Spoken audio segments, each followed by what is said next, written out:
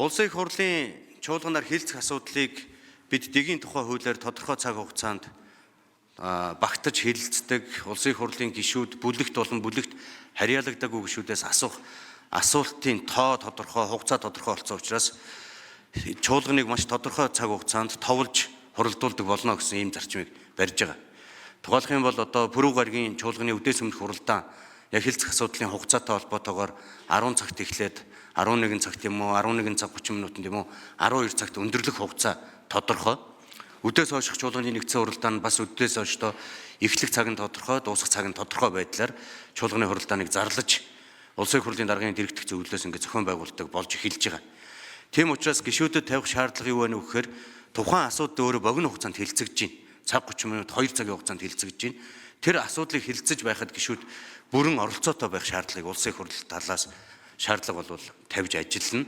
За улсын их хурлын гишүүд бас асуулт асуух үг хэлэхтэй холбоотойгоор нийтлэг байдлаараа нэрээ кнопод орчаад бас гараад өөр давхар ажил амжуулаад явдаг байдал өмнө нь бол нийтлэг байсан. Цаашдаа бид ийм тодорхой цаг хугацаан дээр хуралдаж байгаа учраас гишүүд танхимдаа бүрэн дүүрэн сууж асуудалдаа идэвхтэй оролцдог байх шаардлагыг тавина. Хэрвээ нэрээ өгчөөд чуулганы танхимд 5 минутаас дээш хугацаанд байхгүй орхин гарсан тохиолдолд өгсөн нэрийг бол жагсаалтаас шууд хасдаг ийм зарчмаар бол ажлыг зохион байгуулна гэж үзэж байгаа. За өнөөдөр Транс Азийн төмөр замын гэрээг сойрхон батлах хуулийн төсөл бол улсын их хурлын нийт гишүүдийн олонхын дэмжлэгийг аваагүй учраас хууль санаачлагчид буцаагдлаа.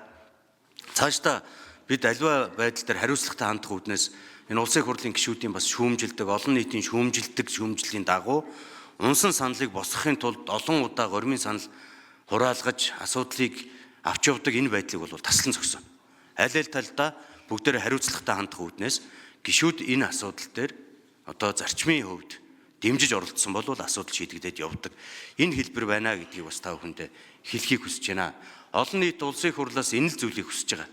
Хэлцэж байгаа асуудал дээр хүн бүр анхааралтай, идэвхтэй, хариуцлагатай оролцож ард иргэдийн амьдралд нийцсэн шийдвэрийг төр гаргаж өгөөч л гэдэг зүйлийг биднээс хүсэж байгаа учраас бидний энэ зарчим амжилттай хэрэгжинэ гэдэгт огт эргэлзэхгүй байгаа.